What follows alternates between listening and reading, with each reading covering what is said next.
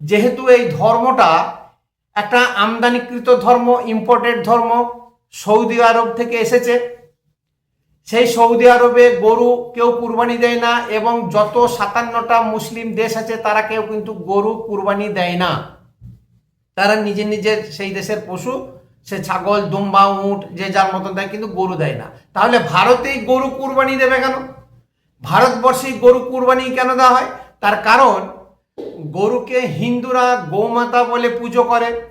গরুকে হিন্দুরা একটা দেবতার অধিষ্ঠানে বসিয়েছে।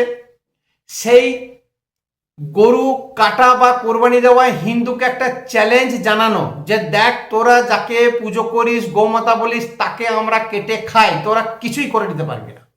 যেখানেই নামাজ পড়তো পাকিস্তানের পতাকা থাকতো, ইসলামী পতাকা থাকতো, কিন্তু এই বকরি ঈদে যে নামাজ ব্রিগেড প্যারেডে পড়লো, সেখানে ইমামদের হাতে বা মুসলমানের হাতে জাতীয় পতাকা দেখা গেছে, কোনো সবুজ চাঁদ তারার পতাকা দেখা যায়নি।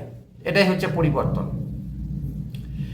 একটা সরকারের সদিচ্ছা থাকলে সে অনেক কিছু ভালো কাজ করে দেখাতে পারে।